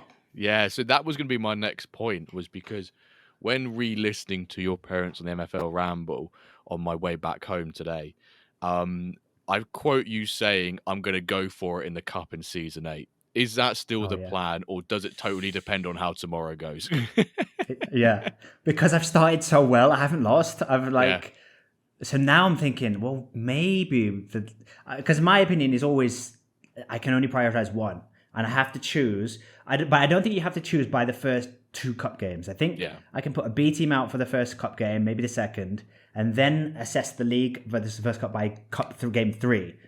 And then that's when I'll make the decision, do I put a team in the cup for the rest of these games, get out, try and go as far as we can. But if we're doing well in the league, I will sacrifice the cup again this year, because the MFL to be earned if I finish like 3rd or 4th is really nice, especially as I'm going up. And it's still quite new to me. These numbers are quite big for me. I'm used to tiny Spark numbers. So seeing Ice League numbers, I'm like, ooh. You guys get more MFL for being further up the pyramid. Oh, I like this. I Hmm. want to keep going. That's interesting you say that, because I was going to say I would have thought in some situations if you're sitting mid-table, the cup, if you can push deep into it, would return better. I think in most cases it does, depending on which sort of cup you get into. But obviously that is the opportunity cost of prioritizing one as the other fails. And ideally, we all want to be greedy and try and win in everything, but I guess you can say something right now that you'll prioritize leagues, but if you win those first 2 games in cups, you're going, right, nope, it's the Yeah. cup. We all change our minds so quickly, Yeah, right? yeah. And the problem with the cup, though, for me, is like I said earlier with my squad depth, it's not great, the backup 11. It really Yeah. harms my ranking, and it means I get matched with really tricky teams in the cup. So, also, me taking the cup seriously kind of depends on what my cup group guys do. If they put their B teams out, I'm more inclined to take it seriously. But if they go with their A teams, I'm kind of like, I don't think I can compete because I've been matched against teams with really better overall squads than me. So, Yeah. I, a I'm in a, lot will depend on how those games go. yeah, I'm in a similar situation with the Wyverns, or they have been for a number of years now, that their best 16's not that great, or the average of their best 16's not that great. So obviously when they take it used to be the average of top 16 for cup, it's now the average of that top 11. Um, but still, I have a really strong 11. So I get put into I've been up to, I think it's contender this season, which I was in challenger last Ooh, season, whichever nice. one's higher. So I get more rewards, but actually now I've been bumped into because I've got a better starting 11, but I've still got the same reserves and that from 12th to 16th spot in my squad. So actually, Hmm. when I have to rotate, I'm at a bigger disadvantage compared to someone who has a more equal playing field. And that's where I think some of the squad comps and people planning their squads can, that's where the differences are. But I definitely sympathize with you in that sense, that it can be a bit frustrating because it does put you in a tougher position when it comes to rotating. The ideal situation, maybe not, but hypothetically, is that in your group stage, the other 3 teams are all winning their leagues by like 1 point, and you want, oh, they're playing second at the game after me or the game before me. Hmm. Oh, they'll rotate that game or Yeah. against me. That's what you ideally want, to get those easy wins in the cup group stages, and then maybe get out within 4 or 5 matches so you get a free rotation. Because that MFL you can earn per win now in the cup it could be the difference between you getting a little uncommon pack for your teams. It's brilliant, the MFL Cup. The concept of it is so, like, if MFL was just the league, it would still be a really fun game. But just the cup and giving you Mm. wins for every win, it just makes it so appealing. It's like, it's such a brilliant way to really, it's what makes the game so interesting. Like having to balance our squads, because I think lots of people are like us, where like, no one has like not many people have solid, everyone's amazing in their squad. So you all have these dilemmas, like where do you prioritize? And some of it's just luck, like your fixtures. If you get a really easy league game or 2 easy league games before that cup game, and you have that privilege of being able to rest then. But if you need those wins and it's against similar teams, it's such a brilliant, beautiful thing to just think Mm. about. I love Sometimes, it. yes. Each season, there's always a couple of people who say, like, my fixture list is just horrible, where they'll have like 3 or 4 of the strongest teams right at the beginning of the season. You know, you've got to near enough go full strength into all of them, or towards the back end of the season, you're playing teams that are near you in the league, or you're trying to compete for that first or second spot. You're playing against first or second, and you've got a cut final. You're like, oh my word, surely I can't, something has to give here. You ideally want to come first and and win the cup. I had a situation a couple of seasons ago where I was being relegated from Iron with my Espartalis club. I knew I was going to get relegated. We got promoted into Iron. I just about survived in the first season of Iron. I didn't upgrade the team. If anything, they got weaker. And then plus that with strength creep, I got quite considerably weaker in Iron. And I was bottom of our league. I was relegated with about 5 games to go. I was like, cool, I'm relegated. But I was in the cup final. And I was playing against another manager who was also relegated 9 and in a cup final. And I was Oh, like, for one of wow. us, it's going to be an absolutely awful season. Like, it will just be the worst season. I fortunately ended up winning the cup, I believe. Um, and I was like, for this bloke, he's been relegated from Iron and lost a cup final. That is Oh, a no. massive. So I'd rather just get knocked out in the semi-finals in that sort of Oh, situation. yeah. You don't want to lose the final because that pressure. You almost put too much pressure on your shoulders then. And I don't know about you, Amreezy, but you know, even after playing this game for many years, my heart rate still goes mental before a game. Yeah. Especially games where I'm streaming them and people hit the piss out of me if I lose, which I love, but I always give it back to the community if I start winning and things like that. But my heart rate goes mental, and the nerves, knees weak, palms are sweaty I sort of remember a thing. clip ages ago you did. I can't remember. I just remember it was like you scored like a last minute goal, and then and in the stream you were like Yeah. you were celebrating, and I was just like, I love it. I love it. It happened this week where I was playing. Actually, I both mentioned this earlier. I was playing a guy called Freddie or Frederick, which is kind of full circle moment because he came into the stream. Was like, "Are you nervous?" I was like, "Hell yeah, I am, brother." Inside, no, I either said that or didn't say it. And I meant the other way around. Like I said, I'm fine, but inside, I was really nervous. He beat me, but I did like the channel point predictions. People can bet their channel points they earn to who's going to win, and everyone would bet against Frederick. Everyone was betting against me, and I was like, "No, you guys are awful." They're like, and then Freddie goes 1-up in like the first 5 minutes. Chat goes, "Easiest win of my life." Like Jimbo. Even Freddie's going, "Are your centre backs? Like Moses, they're just partying like the Red Sea sort of thing. Have you got them on aggressive? Like making all these little comments." He goes 2-0 up. No, he goes 1-0 up. Then I go 2-1 up. And I was like, oh, here we go. Easiest win of your life, eh, folks? Yeah, have some of that. Fred wins 3-2, right? And then you watch it back and it's just like roller coaster. You go 1-0 down, chat gives you massive big uns. I go 2-1 up, I'm giving it straight back to them. And then he goes and wins 3-2. But what the full circle bit is that I looked at my referrals and he was one of my referrals. That I had a couple of months ago. So I was like, the Padawan has now beaten the master, if I can even call myself that. I was like, I'm now being. Is this that moment where you say about football, you leave the game before the game leaves you? Is this one of those moments? I need to leave MFL before MFL leaves me. Photo of you in black and white with your boots on your shoulder. Yeah, I like. Hi guys, hanging up with or as they do it with when like the chairman or the manager gets kicked from a club, they put the corner flag post, and they're like, club agency statement from Jimbo. Yeah. He has decided on mutual consent to leave. But we'd like to thank him for everything he's done over the years. But we both agreed it was time to go our separate ways. Both agreed separate ways and have a holiday. But no, right, back on track, as Calvin would say. And I feel like I'm not going to try and do as much as him because that's what some people said in the feedback, actually. They was like, he needs to stop letting people come back. I was like, no, he does a great job of that. And to be fair, he does it very well and he needs to do it sometimes. But I want to talk about your agency, if we don't mind. You mentioned your current clubs. You've got a couple of iconic players which you really, really love within your agency. But I also want to talk about tactics, and that's something that I think people are, especially our listeners, are really interested to hear about. Are you a tactician yourself? I'm not personally, but are you a tactician? And the other question I had was, do you change formations or stick with one? I think these are questions that our listeners love to hear because we have people come on and say they do loads of friendlies, this, that, and the other, but for obvious reasons don't reveal their tactics. I'm not saying you should reveal tactics here, but are you sort of that tactician person when it comes to MFL? I think I am, but I don't think I'm anywhere near as in depth as I hear a lot of other managers talk about it. Like I say, I like to envision it's real. This is real. This is my club. It's a real thing. They have a life every season.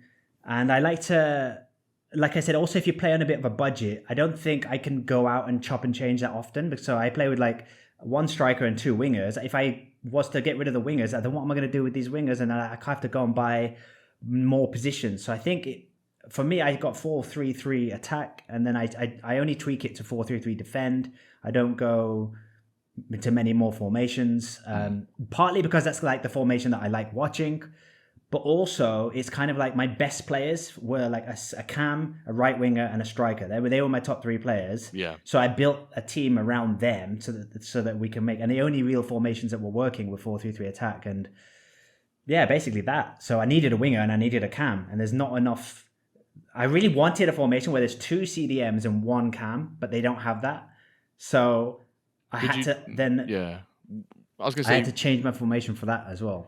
I was going to say, so you've had your hand played for you with the players you've got, whereas in some situations, if you would, I guess, could you almost say if you were to start from scratch with a blank agency, you would pick the formation you'd want to play and then bring players in for that. But at the moment, your best players are almost shoehorning you, bit of a probably aggressive way to put it, into particular formations to try and get the most out of those best players in your agency. Yeah. If I had a right wing back and a left wing back, I'd find a way to make three at the back work and have wing backs because I think every formation can work on MFL.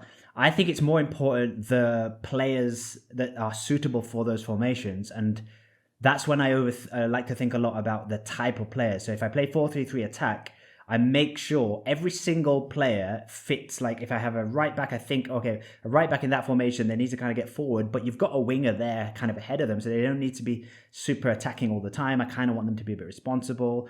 My centre midfielders in that formation, I make sure the first stat I look at is defending, because I'm like, Yeah. okay, I've not got a CDM. I need two. I want both of them to be good at tackling, so that so I try to visualize how it would be like in real life. Like if this is the formation I'm playing, what attributes do I want for every position? After I've kind of decided the formation, so I think any formation can work. You just player instructions and the attributes of players you buy. I think that's what's more important than tactics themselves. So that's what I spend a lot of time on. I spend more time scouring the market, looking for player attributes, and like really being patient and waiting for that right player to come in the position I want, more than I do doing friendlies and testing friendlies in the formation. Because, like I said, I do think any formation can work if you have the right players in every position. If you've got one that's not, the whole thing can fall apart, I think. Yeah. Yeah, totally agree. That's the way I've looked at it before as well. Rather than always say, don't look at big number on front of card, and if it's particularly high, then that player must perform well. You know, if you're running a formation with a single CDM in it and he's got 32 pace, chances are that he's not going to be able to get around the pitch that well and try and break up the play. And that's what you want from a mobile, CDM. You think of someone like Yeah, Kante, for example, not necessarily the biggest. Yeah, I guess he was. He did break up a lot of play, but he was also very box to box as well. Almost, you could argue, not high pace, but high pace and high physical. Like he's not slow, but he can be quick if he yeah, needs to be. He can be rapid. So yeah, looking at how you would using your IRL knowledge of football with a combination of looking at player stats to try and envision how that formation would work with those players. I'm gonna come back to another question about your transfer decisions because you've kind of already touched on okay, that a little bit, but I want to sort of follow this on with the engine because we're talking about tactics and formation. I feel like it follows on nicely. yeah. I've literally got here new season, we have new engines. And hmm first of all, a nice question we asked: do you use friendlies at all? Are you a friendly sort of man? I do, but I don't go crazy. Yeah. I think this season I might have played 10 friendlies. Um, I play them just to kind of get a vibe. I just feel like, does it seem right? It's only if there's anything obviously wrong. Um, so I played like a few games. I go into like other ice leagues. I find similar teams to my ability, play against just a few of them. If it seems okay, I kind of just trust that. I don't tweak things too much. Mm. But that's me. I did used to, and I think I've kind of got to a position with my formation now where I like how it feels. It feels like it makes sense. I never notice obvious errors, so I kind of have stopped testing more now.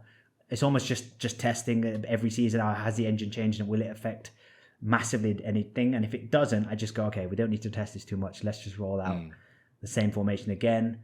But I remember when I was first playing, I was chopping around between formations, and I was testing a lot more then, until I found something that worked, and player instructions and changing the width of the team and making them higher up the pitch, lower in the pitch, and all of that sort of stuff. So yeah, I think I've now got to a position where I don't need to, and I feel like until the engine changes enough that my tactic is suddenly like, oh, it's not working. That all of a sudden wingers are just completely bad, or Yeah. you need a CDM. You really need one, even if you've got a good CM. For now, it seems okay, so I don't need to do friendlies. I feel. Yeah. You play a couple of friendlies. Is my current setup, is it working, or am I really in the mud and I need to suddenly chop and Yeah. change everything? That's probably the worst case scenario. And I do the same thing. Or I just run a lot of friendlies, and is there a lot of greed? Yes. Oh, I might be hmm all right then. That happened this season, and I've not won a game with the Wyverns. So, that doesn't always work out. But Yeah. so every season there is a new engine. And I think the engine is always a hot topic within the community, particularly at the start of a season when results are the first results are coming in of the competitive games and people emotions are at their highest. MFL to an extent is a zero sum game. If you beat me, you're happy and you've won. I'm mad. Well, I'm not mad, but in hypothetically, I'm mad and I've lost. Um, do you adjusting to a new season? a new engine every season. Is that something which you have to do since you've been in MFL? Do you find you have to adjust things much at all? Not massively. I think I take the approach of if I make sensible football decisions, the engine will at some point correct itself so that it will reward me for like all of those decisions I said, like picking players in there for the right reasons. I feel like the engine should always align with that, and I feel like the MFL team, their goal will be surely to make it like that, so that sensible decisions pay off in the engine. So I always kind of trust that, and I always am quite. I get that it's frustrating when things go wrong, and there's little things like when I think was it last season where CDMs kept getting red cards or something like that, Yeah. and I'll react to things like that where okay, I'll tone the aggression down now because that's the thing, and then when that issue kind of seemed to have got a bit better, then I kind of pushed some aggression back up and it seemed okay. So I'll react to the engine like that, but not in the sense of like drastic things like a whole new formation or um, it'll only be slight tweaks like that. Or I think there was one time when the goalkeeper kept making mistakes, and I think I had to change maybe how he was passing out or something like that. And little tweaks like that, I'll react to the engine on. Yeah, I was wanted to bring this one up earlier actually in the dev updates. Spoke about goalkeepers.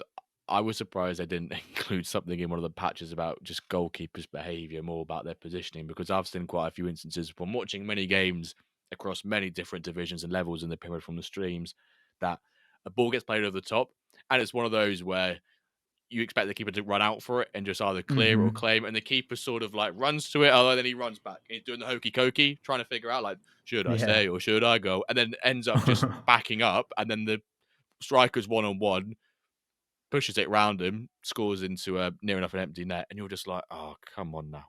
I Like know. that sort of thing is frustrating because for me anyway, because I see it happen a couple of times each day in a stream. And I'm like, if it happens to me watching like 10 games over a stream, it's probably happening way more times. Um, I'm not saying the perfect situation is the keeper rushes out, slides him, gets a handball, gets sent off. I don't, that'd be great to see that a keeper come absolutely, Edison against Oh yeah. Sadio Mane, was it, at the Etihad, where I don't think he even got. Did he get sent off for that? I don't think he even did he? There's been I a think few it was one of instances. those ones where he got away with it, and we were all like, "How did he get away with it?" It's even like Trafford against was it Spurs in their second game where he came out, Yeah. clattered one of the Spurs players. Like that Mm-hmm. should have been a red. There's literally a Twitter account called like um, you know, VAR mistakes, or should this have been a red card? And it's like, yes, this is a VAR mistake. It should have been a red card for James Trafford, and he should have been sent off.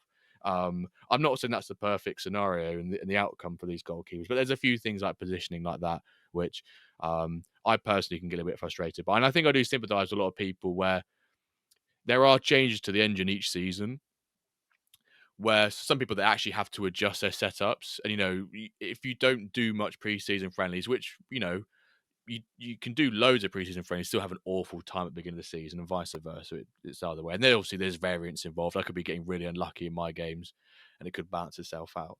But I think I do sympathise with some people who have to change. They feel like a new engine, and there's new things that are changing. And if it's when people have a couple of setups, which for like 3-4 seasons have worked fine, and then one season it just does not work at all, I think I can sympathise with people on that. I would personally like to see them. I quite like season 7 engine. It had some of its faults with like long shots and free kicks and things like that, but I feel like they're sort of things that you could tone down without having a knock-on effect on something else. Which I think that's maybe Yeah. sometimes what we see in these new engines is that something has changed and it has a knock-on effect on something else, which has the impact of the season. I would like them to rock with an engine for more than one season, whilst I guess we can also maybe input FIFA Football Manager here, where they've obviously had their released their graphics for the engine Football Manager next season. They've been working on an engine for a very long time. If you work on it for more time, do MFL feel pressured for every 6 weeks to churn out a new engine? Yeah, it might be a case where they do feel that, but it's not necessarily there, the pressure. Like, I'm sure most of us would be patient to have the same engine for another season if it means you can work harder at fixing things like the goalkeeper stuff. And I think it might be good for them to maybe ask people like, would you rather we have a brand new engine, or would you rather be patient and we can work a bit more in depth on these problems, and you have the same engine for another season? I think maybe where, like, just listening to how we're talking about it here, we're talking about like new engines every season. But I guess do MFL view it, and they must do, is it's just one continuous evolution of that engine. But us as a community see it as, here's engine, Yeah, here's your new car, here's your new yeah. car, and here's your new car. But actually, they're just modifying the same car. Hmm. But for us as a community, it seems like they're constantly making a new engine, but actually, it's the same engine that's just Yeah. being tweaked slightly, but it feels like a new engine. I think maybe Yeah. that's where we're all.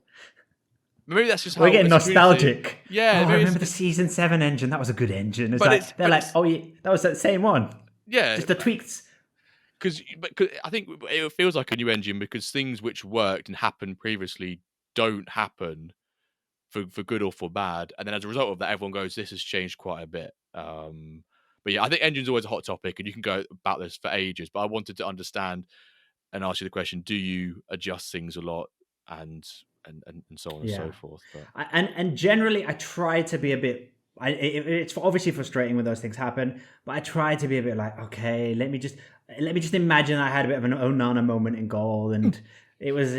I try to make peace with it because it's like I can't change it. It's happened, but it's obviously frustrating. But yeah, I just try to go like, okay, goalkeepers. I blame it on the keeper because that's yeah. easier for me than to think what are the engine and start sending emails to MFL and all of that stuff.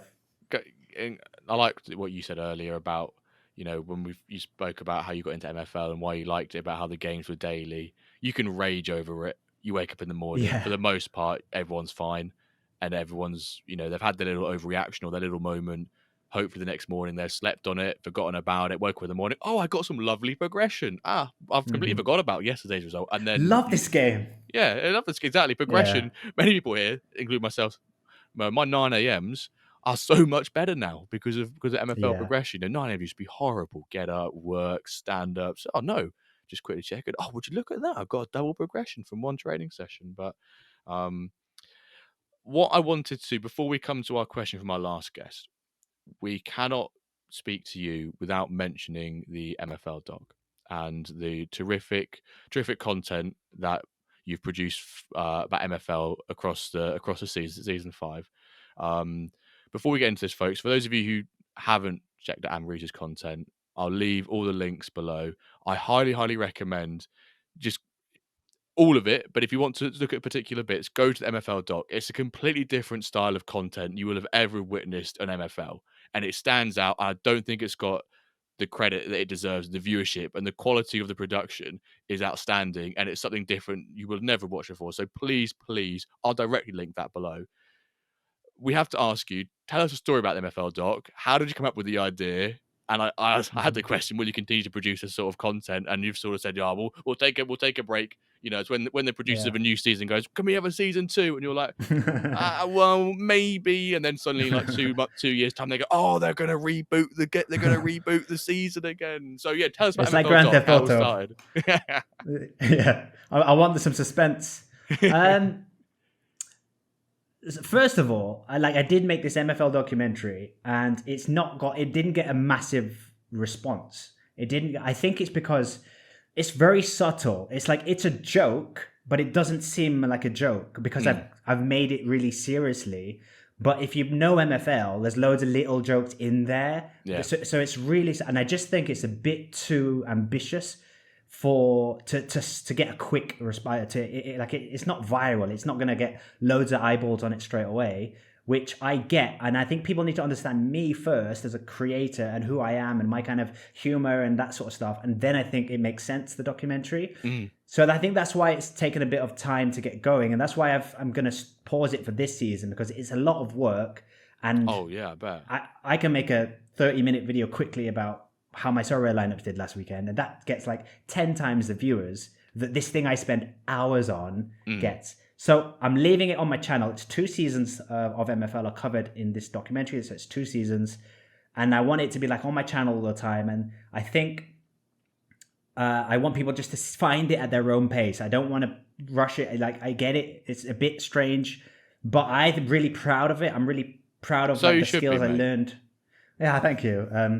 And I think I will definitely make more. I think it's just a case of maybe I need to grow the channel a bit so that then people understand me and then we'll go back to it. Or maybe I just need people to see it a bit more and kind of go, oh, dude, I really like that. Can we have another one or something like that? And the idea has been in the pipeline for years because I've always wanted to make a documentary about football games I play. And they've just never, like with games like Football Manager, it's been a bit like, I've thought, could I do it like that? But then it's been like, then I'm talking about real players and I'm in my garden. It's going, Cole Palmer's just having a good training session over my shoulder. And it's a bit like, yeah, when it's real people, it doesn't feel as... So I've always had the idea, I want to make a documentary about a guy who plays computer games and just is in that world and he becomes real. And then MFL just had the perfect amount of fake players I can use, one game a day, so I can make the documentary slowly instead of like Football Manager where you play like 10 games a day and you have to then edit all of that. And so it was like a slower amount of games. It was the content. It also like the images and the way you can take highlights from MFL and just put them in the documentary. It just felt easier to use it just felt like the perfect timing for me to kind of go, oh, I've always wanted to do a documentary, a mockumentary type thing. MFL is the perfect vehicle now for that. And I gave it my all for 2 seasons. I'll have a break and then I'll reassess the following season because I want to do it. I just need to put my effort in the right places and content in the right places. And I think it's the best thing I've ever made content wise. So go check it out if you haven't. Yeah, it's fun. Yeah. It's fun. I'll link your channel and I'll specifically link the very first episode of MFL Doc. So people, if they can't somehow find it, they will find it because we'll link it. I think it's great. It's so unique and I'm gonna say refreshing, to see completely different format of content. But like you said, they've got this little hints about little MFL, little insider jokes and little quirkiness that if you don't play MFL and don't understand it, you won't have a clue what's going on. But I like the fact that you're saying, I will leave it up there. And then people might, they'll come across it and you watch it as a season, not as you have to have seen it and watched it during that point in time, otherwise don't understand it. Because even like a lot of IRL shows are like that, where they may not get, they don't get the credit they deserve right at the start, and then a couple of seasons, you do one later down the line that pops off, and everyone goes, "Oh, he made this. Let's go back and watch that." And then everyone goes back and watch that. So that's what it should be. The Arrested Development syndrome. Is that what it's? Arrested Development was like cancelled after the first season, and then people started watching it like 5 years later, and then it was like, well, this show's amazing, and then they came back and did more shows. So cool. That's what we need. You're gonna have to come back stronger for season 9. Well, whenever 10 sounds like a good round number if you need an extra season to have a break. And hopefully you've got, the club's been promoted and maybe you've got some more Mexican clubs to add into the mixer. And I'm going to be making MFL content. I do a little show as well called Planet MFL, where I just generally talk about my clubs, how it's looking. So I'll still be doing that and still be talking about MFL on X, the artist formerly known as Twitter and all of that stuff. So just the big documentaries, which, if we ever got a deal with Netflix, I think that's one of the things that should go on there. That's when we know we've made it, when Amreezy and MFL Docs are on there. I've got this idea though that next time I do one, I want to get in touch with the MFL team if they do a meetup in Paris and say like, I want a premiere of like the final part, and I'll try and work out if we come back, I want something like that. Hire a cinema or something crazy. Yeah. Oh yeah, why not? Hire a cinema, get everyone involved. Like the whole place. Odeon, the Odeon at Norwich has been recently renovated. Nice recliner seats, which are really funny when someone tries to walk in front of you. You're like, hang on a second, and you come back up. You're like, oh, you've gone past now, and you put the buzzer back. But right, we always have questions from our previous guests. So our previous guest was Sturge, and he said, "What would you prioritize as your next feature?" MFL. Almost like if you were CEO for the day sort of thing. What would you prioritize? Okay, so I got 2. So one would be kit designs. I want that kit thing. I want to make my kits as soon as I can. Yeah. But the other thing I love about football, and I'm obsessed with, is squad numbers. I'm obsessed with squad numbers from history. I remember weird numbers. My brain just like has every Chelsea like team and numbers are in my head, like Norwich. Yeah. Oh, here comes some So, knowledge. so like Darren Huckabee at Norwich used to Yeah. wear number 6. That's in my head because it was a weird number for a striker to be wearing number 6. Where I was like, why is Darren Huckabee wearing 6? But I just remember Huckabee, Norwich, and then that number 6 shirt, and it being a bit of a thing that a striker was wearing number 6. So that's how much I think about squad number. Are you checking if it is number 6? No, I hope it's 6 now. No, it is. It's 6. I know it's 6. He plays as a winger, which it's still weird for a number 6 to be the winger. Yeah. Yeah, it feels wrong seeing a 6 there. I I love squad numbers. I've got to interrupt you here. I feel like I might blow your mind. That squad numbers has been in the game for about 2 seasons. Oh no! Oh, I don't know. I know. Oh. Can you imagine if I didn't know squad numbers were in the game? This is what I sounded like for a bit. Dude, you've been doing that. You've just been having blank names on your shirts. No. To be fair, I only figured out there's a price filter in the marketplace about 2 months ago, and it's been there for like a year. So I have to take the me that one. But what I want squad numbers that carry through to the next season, because when you start the next season, it's blank, and I often forget what numbers players had, and you can't go back and check. Like I want a history of the squad numbers because I also think a lot about like, I'm now gonna give him the number 10 shirt, and he was wearing 20 last season, but he's got the I like thinking I'd like to see a history of their squad numbers because it like shows to me how important they became to that club. And I also would like to carry out through squad numbers so that I don't have to manually go, what was he again? What was he again? If it could just be remembered that player wore that number and it auto gives it to him the next season. Like the squad numbers with the player. I guess it could be situations where you bring in some loans and suddenly you've got 3 number 10s come in and it just like gives them 1 number 10. But But having always one of my players, Trinidad, he'll always be number 9 or something like that, and he'll always be auto renewed, and he'll always get number 9 not being reset. Okay, there we go. And I interrupted you too soon about what I got a bit too excited. And like I've got this hero called Koja, who's my number 1 striker. He's gone up by 17 overall rating so far. He's still 25 years old. Get to know Koja if you don't. He's the one player I've blocked transfer offers from. One player in my agency. Who I will never sell. I've had offers from him in Discord and I was like, nope, not at any price. And I'd like to retire squad numbers as well. So he's got number 9. When he retires, I'd love a feature where you can just retire number 9. And maybe it says it somewhere in your profile, like you've got a Hall of Fame and it's like retired number 9 for this player, for example. A club Hall of Fame would be... people like, remember Nepet... But I say Nep. Yeah, I was going to say Nep. I combined just 2 names together then. Nepenthes. It said about having, like another managers. I'm just sort of saying one that we've had on the pod did it before, about like having those historical records for a club and those extra stats to just give it flavour. No real utility or actually like engine or gameplay impact there, but actually from just a user, quality of life, being able to look at your club and go, where was my biggest win, my biggest defeat? Who's the club's all-time goal scorer? Who's the retired shirtless? We've already now got 11 numbers we can pick from because we've got 89 legends who are currently, or 88 legends who are at the club, sort of thing. I think those extra features are really, really great. And I'd love to see other managers' ones. Like that's the kind of thing I'd love to just go on someone's profile and be like, oh, cool. Oh, that guy. And I think especially as players retire, it'll make you feel a bit better if they can be of use somewhere still. At least they're in the Hall of Fame. At least you can put them in there somehow. Like I think it would make retirements less painful as well. Yeah.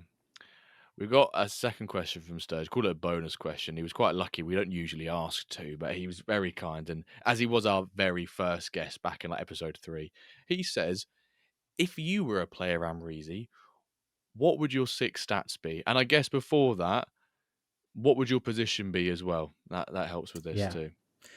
Okay, so I'm going to go like now, my current state of body in my mid-30s. Not... young Amreezy, he used to be a nippy winger, sort of. So now I'm much more of a CDM. I've lost my pace. Legs have gone. I've got pace 14.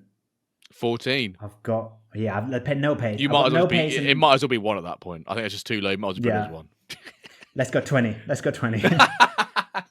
Bit bit more respectable. I don't want to be one. I can move a bit, but Yeah. pace 20 and physical 30. So that you're not going to get much from me in terms of I can't play every week. I 10 can't minutes play. in, sub on, sub off like Sunday league. Yeah. It's roll on, Yeah. roll off. That's what you want. Amreezy's stamina's gone at halftime again. But for the counter to that would be Okay. passing. Passing would be I've got vision. I've got passing 90. I've got dribbling 40. Yeah. And what's the last one? You got shooting and you got defending mid, left. 50 shooting and defending. I'm good because I'm a CDM as well. So I can break up a play. Defense, let's say 70, 75 defense. But the passing's what I kind of excel in. So I win the ball quite a bit and then I just spray it. The instructions you want me on are low positional freedom. Don't let me waste my energy rushing around the pitch. Don't let me go forward. Keep me just standing still. Put me on. So I want low positional freedom. You want risky passing. You want to take advantage of that passing stats. And I will warn you, retirement age will probably be coming soon. Retirement age maybe next season. So just don't get your hopes up. So you're saying you're one of the when people you pack me. So the IRL equivalent of being packed at 28 and throwing a symbol up at 29 is you join a club and then next season, like, by the way, Gaff, I'm retiring in 2 years. Yeah. You know, like. Yeah. And I think by then the owner will have seen my physical stats and gone, all right, probably for the best. I think they'll sympathize with me. I'll be the first ever player that you actually are happy they're retiring for because you're watching the knees. You from those distribution of stats, you sound like one of those Sunday league players who everyone's like, oh, like not sure he's got a bit about him. He's not too sure, and then suddenly he doesn't move much, but you break up the play, and then suddenly just 70-yard like KDB, Steven Gerrard ball just goes bang, and you're like, oh my word, the game gets played at your pace. You don't move much, but you don't need to move much because everything revolves around you. That's the low positional freedom, baby. Tom Huddleston comes to mind. Yeah, that is a great shout. A name I've not heard for a long while. I love it when someone just plops a name I've not heard in like absolute. That's my brain. Years. It's full of brain. I've just broken got brain. like full of some random Hull screamers. He used to. Was it the? Did he play there twice? Was it the back end of his career? Was it Hull? I can't remember now. Was it Hull before Spurs? Definitely back end. Yeah. After Spurs, I think. After Spurs, yeah. He was. But maybe before. I don't know. Sounds like a little bit. This might be a rogue shout, a bit like a Michael Carrick. Like not got much mobility, but like he's got. I think Carrick's probably an underrated player. I think from our well, I say from our generation anyway. You're so used to seeing like your Lampard or your Stevie G, and I think Carrick didn't get that sort wrong of generation. He was in the wrong era. If he was now, he'd be lauded. He'd be at Real Madrid if he was now. Michael Carrick being lauded, right? We've answered our question and bonus question from Sturge. What would your question be for our next guest, Amreezy? So one idea I have of MFL is, you know how in some like Ultimate Team type games, there's chemistry links between players. I've often thought I like the idea of something like that in MFL, where if there's players of similar nationalities, if there's players who've been at your club for like 2 seasons, why can't they have like be a bit more familiar? If you don't change your tactics, why can't they be like more familiar in it? And if you change your formation, all your players are now not familiar in that formation, and you lose some chemistry links. And because it's like it does make sense in football. Like if you have a lot of say South American players, you get clubs that have like Wolves had lots of Portuguese players, or so I'd like to see chemistry links between nationalities and how long they've been at the club and how long they've been playing with each other. And the links don't have to take long to develop.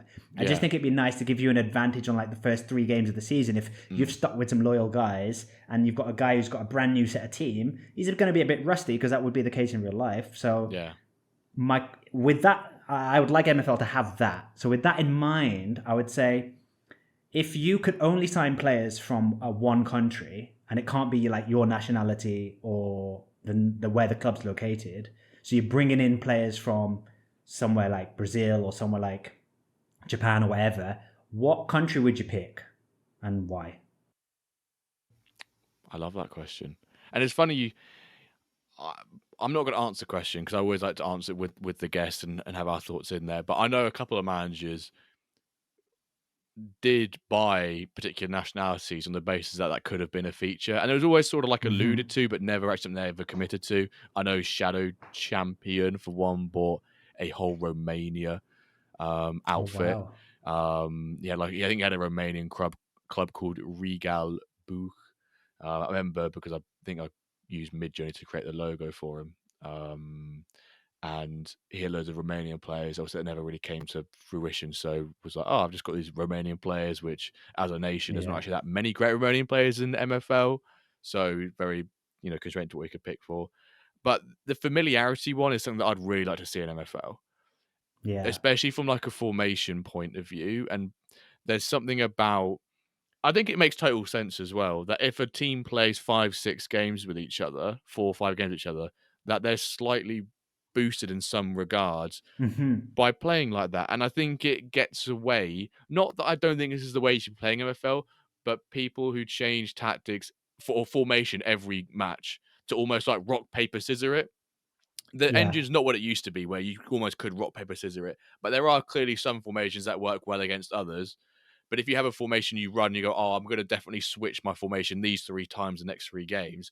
I think you should lose a bit of that familiarity, and those players Yeah. don't get impeded. They just don't get that bonus. I don't think they should play worse. They just don't get the bonus. And I think a Yeah, lot of managers just a think that as little well. something to give you an incentive, just to like, and even if the manager could have a bonus as well, like if you play say 4-3-3 attack and you over like 20 games, maybe you as well get a boost, and you can have like 3 slots of tactics you're known for as a manager, and anytime you play them, and if you don't play them, you can also develop another tactic to replace the slot. Yeah. And then that just gives them a boost as well. And if you get players that like that formation, I think it also gives MFL more, people buy more variants of cards, because you're gonna go like, oh, this player does really well with this formation. He's familiar with that formation at his old club. Yeah. I'm gonna bring him in, and he plays that formation well. And yeah, it'd be a nice little something, I think. Yeah, it could be, you play 5 games and they get familiar with that formation. Then the second they come off that formation, they have like 2 or 3 games before they lose their full bonus of being in that formation. So Yeah, you can go back to it if you know you're playing against a really good team. You want to play a 5 at the back and you've got no wing backs, or you have wing backs, you can play them. But when you usually, for the rest of the season, you're going to play a 4 back. So when you bring those 4 backs back in, they're not going to be unfamiliar with that lineup because of how they've played. I think I would love to see something like that. I know a lot of managers that I speak to would like a familiarity thing as well. Nothing too crazy, hmm, but just something that, like a little bonus of some sort. That is, yeah.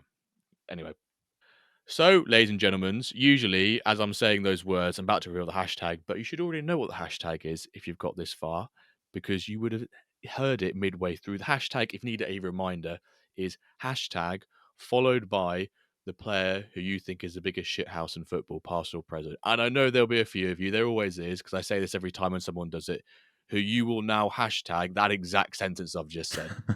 But it's quite a long one, so, good luck if you do. Before we round out this episode, I want to say a massive thank you to Amreezy for coming on today's episode. Probably a lot of pressure on his shoulders because, no Calver. It's just me. You're the first one yeah. on after this sort of new season. But really, mate, thank you for coming on. No, seriously, Jimbo, what you've done is amazing. Your show is amazing. You're a good face for MFL. Like MFL, everyone talks about the community, and it is amazing. It's a really nice community, but I think it says something about the community that they're kind of chosen to promote you, the WenDirk Cast, because you're nice. You're a nice guy, and I think you reflect what the viewers are like. I think most of the MFL managers are quite open-minded, and like how I said earlier, where you need to like kind of imagine the game, you need a bit of imagination to play MFL. I think people who are a bit more imaginative are a bit more open-minded in general, and I think that kind of is why we have such a nice community in MFL. So thank you, thanks for inviting me. Thanks to the community. Go subscribe to my channel and watch the MFL documentary. Yes, everything will be linked below for Amreezy. So for whatever reason you can't find him on the socials, Twitters, YouTube, etc., it'll all be down below. So Amreezy, once again, thank you for coming on. Thank you to all of you for listening this far. There will be a cup stream on Monday. I said there wasn't going to be, but I'm going to do a cup stream on Monday. There will stream on Monday and stream on Tuesday. As a result, no stream on Wednesday. But hopefully everyone's cup games go all right tomorrow. Good luck in yours. Amreezy. Obviously, I think at this time when we're listening to this, they'll all be done. But hopefully, let's bring some luck to our teams for tomorrow. Thank you all so very much for listening, and we'll catch you this time next week for an episode of the WenDirk Cast. Thank you for listening.